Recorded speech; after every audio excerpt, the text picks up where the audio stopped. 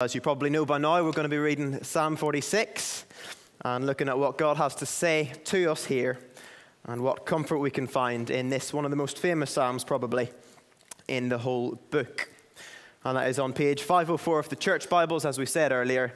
Again, if you want one, do put your hand up and someone at the back will bring you one. Now, as Tim mentioned, there's some repetition in this psalm.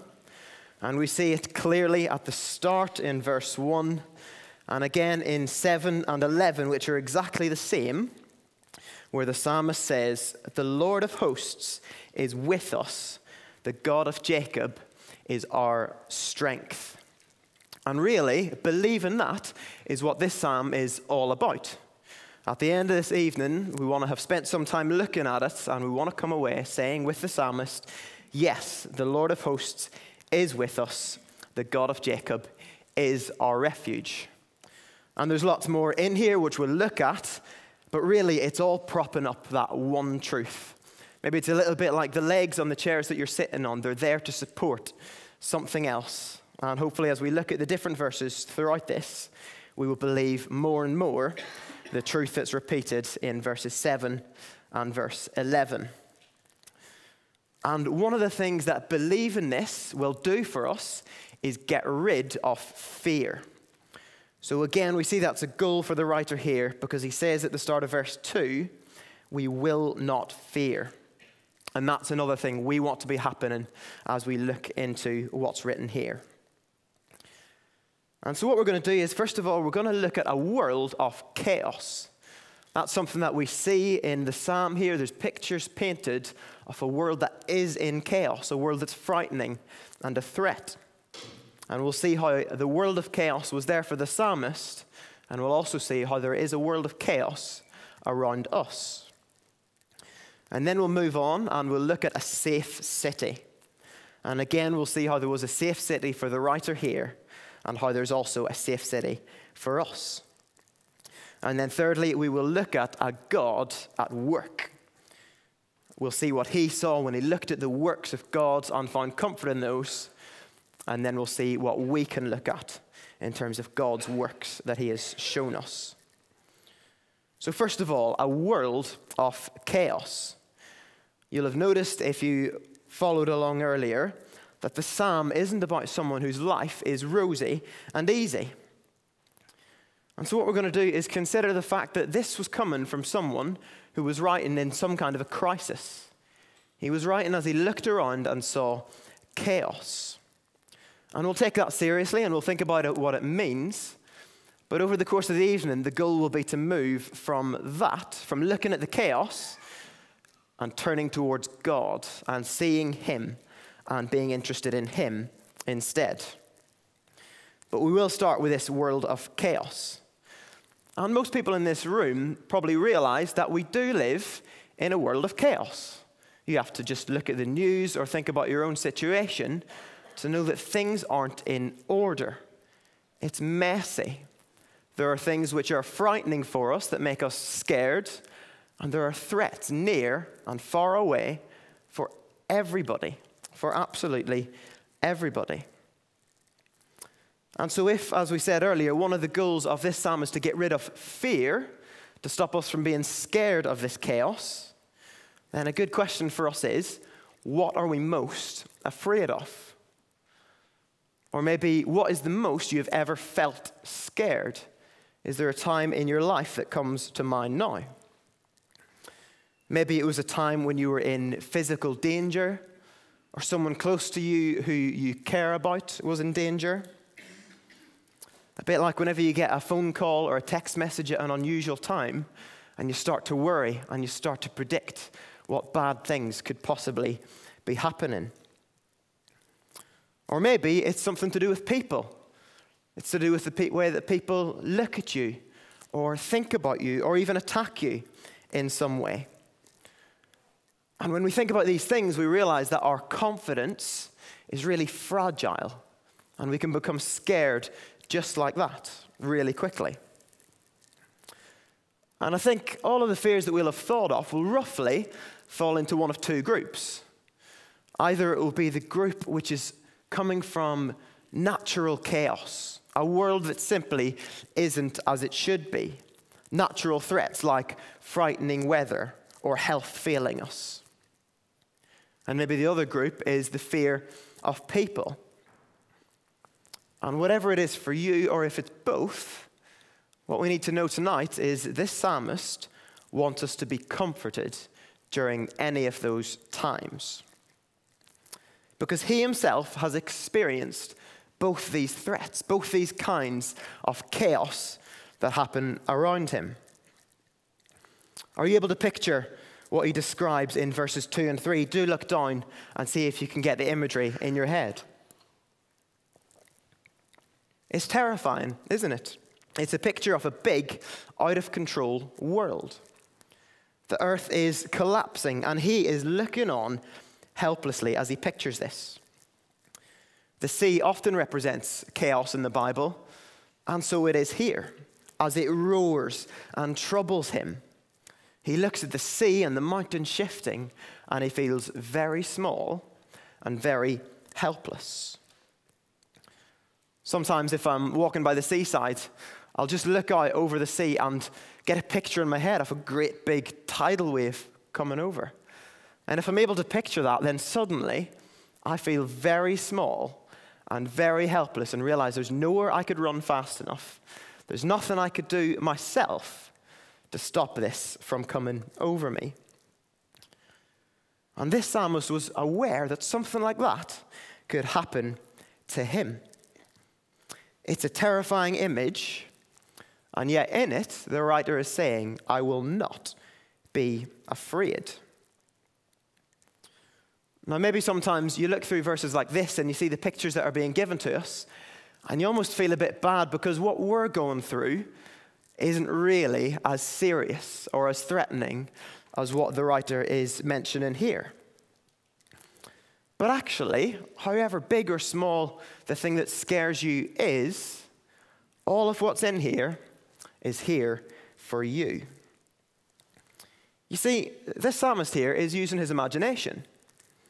He wasn't actually seeing the earth being removed and the mountains being carried off into the sea, but he knew it could happen. And he knew also that things could happen around him that would make him feel like that was happening to his world. Things could happen near him that would make him feel like his world was collapsing and falling apart. And if we look a little bit further down, we'll also see that he had a fear of, well, he didn't have a fear of people, but he knew that they were possibly a threat to him. God's people often had real violent enemies, and at times they closed in around them, trying to kill them. A famous example of that would come in the story of Goliath, who comes to Israel with his army. And in 1 Samuel chapter 17, where we're told about that happening, we're told that he comes and he taunts God's people. And over again in that chapter, we're told the people were terrified. We're told they were dismayed and they had great fear. They were afraid of the people around them, and the writer here was afraid of people around him. And this kind of fear isn't good, whether it's coming from some kind of natural chaos or if it's coming from the people around us. It's not something we want to have. We want to turn with this psalmist and say, we will not be afraid. And maybe as we've looked at the chaos that he had around him, you've been thinking about some of the chaos that's around you or around all of us as a group of people. You see, there's lots of situations in his situation, lots of similarities, in his situation and ours. For us, many things that seem to be in order can fall apart, can descend into chaos. A family breaking apart, a job being taken away, a body or a mind creaking more and more as the years go by, our hopes and plans just not taking shape the way that you want them to. In our post-fall world, all of these things can happen to us, and let's admit that they cause us to be scared and to be worried. And don't we also feel threatened at times by people? Thankfully, here we're not usually in danger of being violently treated or thrown in prison because we're Christians. But in lots of places in the world, that's a real possibility. And here, I'm sure some of us are afraid about people's opinion of us, their judgment on our beliefs, on what we think is right and good. Again, these things can worry us and make us afraid.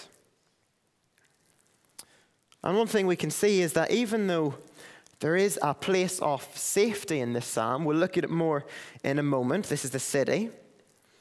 Notice that this city of safety is in darkness. We can see that at the end of verse 5, because even in this place, we're told help will come, but when? Does it come as soon as the night comes down? No. It won't come until, end of verse 5, the break of dawn. You see, God's people have to live in a place that is really surrounded by chaos. And as we said, this might worry us and unsettle us as it might have worried and unsettled the writer of this psalm. But as we saw, he is committed to not being afraid. And we must do the same. Because despite all the things that we've just spent a few minutes thinking about, we can be sure that the Lord of hosts is with us. The God of Jacob is our refuge. He is our refuge and strength, a very present help in trouble. We can be just as sure about this as the writer here was at his time. So when things go wrong around us, we don't need to be afraid. And if we look now into the rest of Psalm 46, hopefully we'll start to understand why we don't need to be afraid. So let's move on now and look at the safe city. We've considered a world of chaos around us, and now let's look at the safe city. Have you noticed how the whole mood of this psalm changes between verses 3 and 4? It changes to a psalm that's calm and quiet. We go from trouble and the earth being moved and waters roaring and mountains shaking.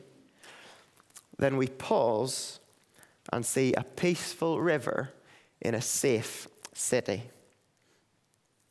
I wonder if you've ever had a safe haven.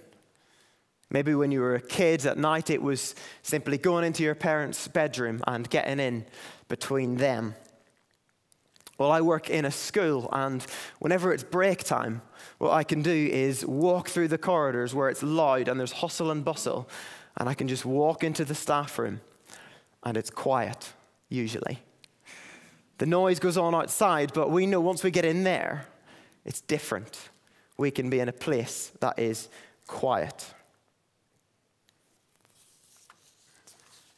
And this is the kind of place that the psalmist believes exists, and a place where he knows that he can look to. You see, his safe haven was this city. It was the city of Jerusalem. There, he knew that God was present, and he knew that there, God protected his people because he was with them. He lived in the temple in the city of Jerusalem, and as long as he was there, that city was secure, and it was a safe place to be. The walls were high, and no matter what was going on outside and around it, inside they were safe. So do pause and have a look at the picture he gives us in verses 4 and 5 of the river, the stream making the city, the people there, glad. But did the writer here really believe that the city itself, the physical location of Jerusalem, was what mattered? No, I think actually we'll see that he didn't. Instead, he's using it as a picture to help him understand what it's really like to be safe. And the reason I say that is because this poem, this psalm, which is about a refuge, isn't about a city. Instead, it's about God. The city isn't the refuge. God is.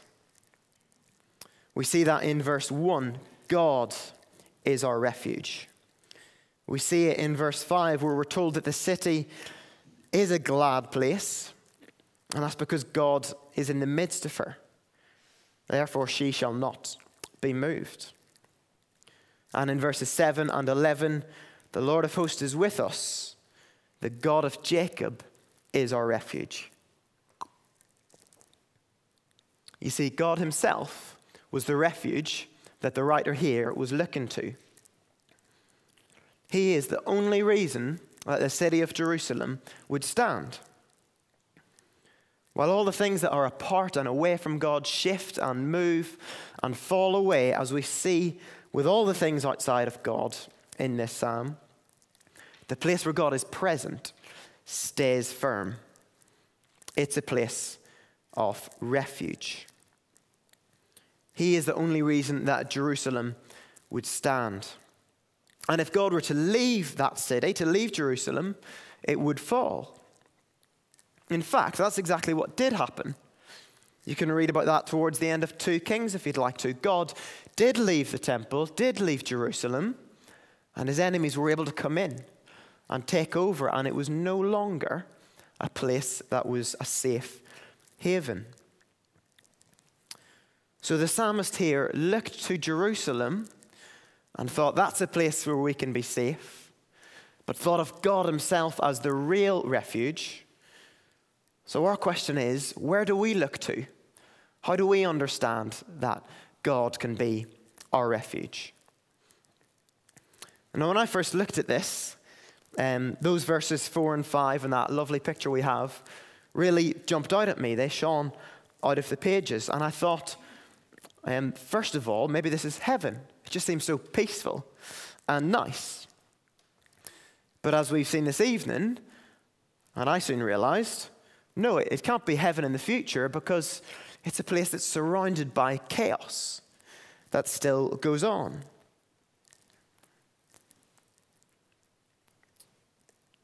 Let me just find my place. You see, we can think differently from the writer here, and we can have a city here and now that is not far away from us. He looked to Jerusalem for God's presence, but we have an even better and more permanent city. You see, now, instead of God living in a temple in Jerusalem, if you're his child, if you're his person, he lives in you. This is true of all people who believe in Jesus and trust in God. You see, the river that's mentioned in verse 4 could be compared to the Holy Spirit, which is how God lives in us today. Jesus said that if we believe in him, a river will flow from within us like rivers of living water. And that's in John 7. You see, Jerusalem fell because God left. But Jesus says that God will never leave us because he has sent his own Spirit to live in us and to stay with us forever. Our refuge is completely guaranteed. And this same city gives us joy and gladness no matter what might be going on around us. So we really do have it better than even the writer of this psalm. And hopefully that can be a real comfort for us. If we believe in Jesus, we can know that God lives in us. He is our refuge. He lives in us, and we live in him. And hopefully seeing this will help us make sure that we don't see anything apart from God as being our great refuge. Not the house we live in, though he may be present there. Not your family, though he may well be there as well.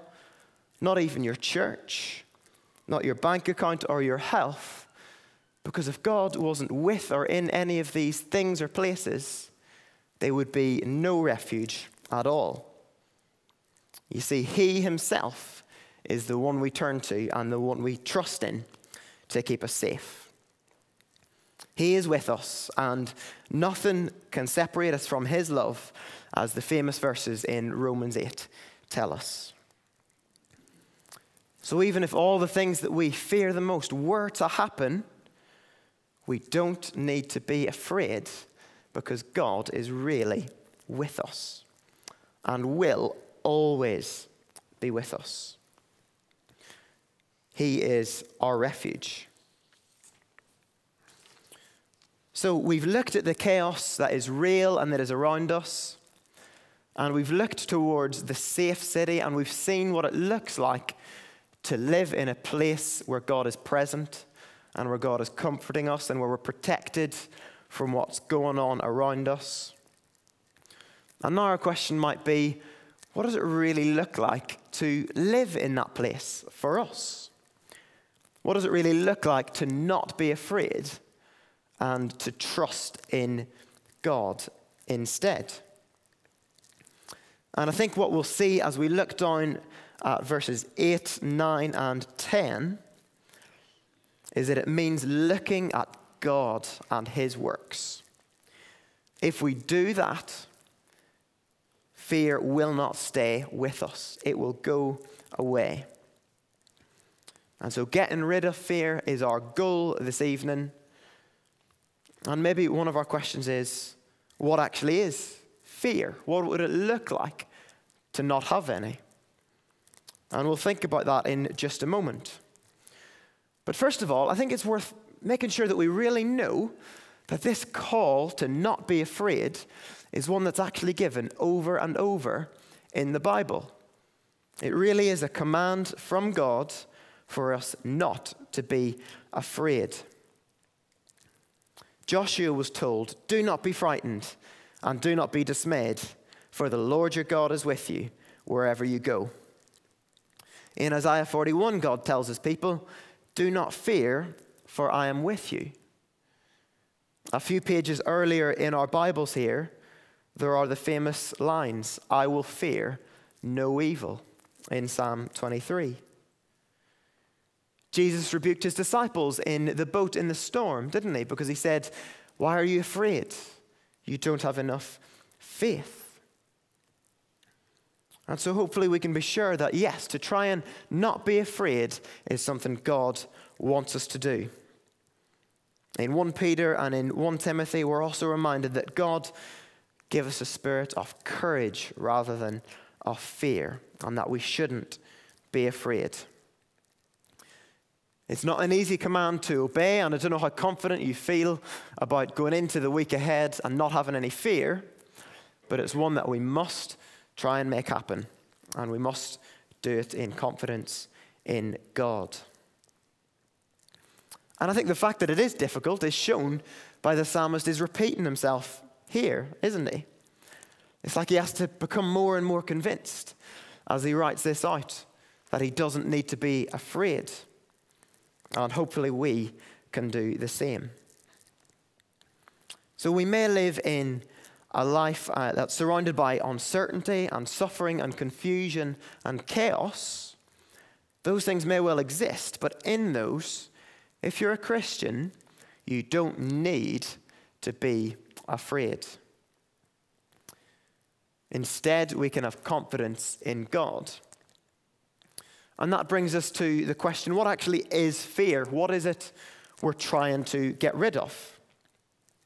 And I think a quote here from a pastor called Eric Raymond might help us understand what fear is. So he says, "Our reactions of fear and worry are a disagreement with the qualifications and the faithfulness of God. We are basically saying, oh no, what will I do? What can I do? What is going to happen to me?" Do you see the independence in these statements? Instead, he goes on to say, we should be saying, "Oh man, this is tough. Lord, how are you in your sovereignty going to work this out? I trust you. You are good and do good. It is not my will, that I submit to, but yours, Father. I am so glad that you are good and do good, that you are sovereign over my life. Glorify yourself. So fear and anxiety, worry, are closely linked, aren't they? And those things happen when we don't have confidence. And maybe they happen when we don't have confidence in God. So our uncertainty may still be there. Our suffering and our confusion may still be there. But with those, we can have confidence that God is in control and that God is with us. That confidence will replace fear. The two don't exist together. Our confidence can be that no matter how long the chaos might go on, ultimately, God is protecting us. He is our strength and very present help, always available, always at hand, and fueling us and moving us forward as we trust him in whatever day or situation he has put us in. I found this psalm, this encouragement that God is a help and that he is our strength, really helpful over this weekend. So yesterday and for some of today, I felt a little bit under the weather. And just looking at this has helped me believe, yes, God is the one who strengthens and who helps. And for me, the biggest help came when I stopped praying, God, please be with me, and started praying, God, I know you are with me. Whenever that was what I started to believe, I became more confident that he was here and that he was always there to protect. And believing that he is always with us is what we want to believe. So we've considered what fear is, what it is we're trying to get rid of. And now we're going to look down at the psalm again and see how he got rid of this fear, this anxiety. And as we said earlier, what he did was he looked at the works of God. Isn't verse 8 great, which says, come behold the works of the Lord. This is what we want to do now, and this is what we want to do anytime when chaos might cause us to be afraid. You see, what gave the psalmist here confidence in God was to just look at his works in the past. This whole psalm, as we said, has been about him moving to a place of having no fear and believing in God as his refuge and strength. And I think here he's getting towards the end of that journey. I think here he is turning away from the chaos. He knows it's still there, but he's turning away from the chaos. And he's looking at God and God's works. That is the key for him, and that is the key for us. He looked back on how God had rescued his people in the past over and over. I can just picture him as the enemy is closing in, just reading through the history books where he could see how God had provided for his people and had always kept them going, even when enemies came in and when they themselves were unfaithful. God had always kept them and looked after them. And we see throughout Psalm 46 that there's a mixture of past, present, and future. You see, he knows that God has protected in the past. He's confident that God is going to protect through the current trial, the current situation, whatever it is. And he's also looking to the future, knowing that a time will come when God will get rid of all the chaos once and for all. He knows that God has and does and always will protect.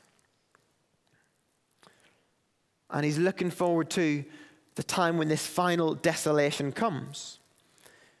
See how he says in verse 8 that the Lord has made desolations in the earth. The Lord makes wars cease and breaks the bow and cuts the spear in two. He burns the chariots in fire. See, maybe as the psalmist was writing this, the enemies were still outside. But he knew a time will come when God truly gets rid of all the fighting that comes against him and comes against his people. He looked forward to that. And so the question then is, which works of God do we look to? Well, we can do the same as the psalmist here. We can come and behold the works of our God. But unlike him, we can look back at God's greatest fight for his people. And that's what happened at the cross. You see, Jesus was fearless. He resolved in his great trial to say, I will not fear. Maybe he dreaded it, there was suffering, but there was no fear. Instead of fear, there was confidence in God and in God's will. He was completely sure that in the end, his Father would protect him and that the chaos wouldn't win. It may have closed in on him that day. His enemies marched in against him. But just as the psalmist here is sure, morning did come. It came as Jesus rose. And as he did that, death, the worst chaos of all, was undone. And God's enemies were disarmed. This is the great victory that Jesus has won because he himself was fearless and because he went through the trial that was set before him confidently, trusting God to be his refuge and to protect him. And thanks to his victory there, we can also look forward to a day when all fighting will stop, when all weapons will have to be thrown down. We're not there yet. We know that. But that day will come. After a war, the fighting might rage on for a while, because in some places, the losing soldiers don't realize they've lost. But it's inevitable that they will lose and that they will have to surrender and put down their arms. And that is inevitable because of the victory that has won the war. And we know that all of God's enemies, whether it's people or whether it's chaos itself, will be put down because of the victory that Jesus has won. Eventually, word will spread and all nations will see that Jesus was victorious. And in doing that, the rest of verse 10 will become true. He will be exalted among the nations. He will be exalted in the whole earth. And we can look forward to that happening. And we can be sure that because that's going to happen, God is going to protect us until it does. So as we've seen, most of this psalm has been him encouraging himself and encouraging us to commit to a life of no fear. And for us to become sure that God is our refuge and strength. But that actually changes for verse 10. You see, I can picture him again looking down, maybe struggling to see God's works, to believe in God's works. Maybe struggling even to get rid of his fear. When out of nowhere, God whispers himself quietly and clearly, "Be still and know that I am God." And our question for us as we go away is, do we believe him when he says that? Because if he does, we will be getting rid of our fear. And if we do, we will be sure that the Lord of hosts is with us and the God of Jacob is our refuge. So his works carry on, but we can believe in his greatest work in Jesus and be sure that he is our refuge now and forever. Amen.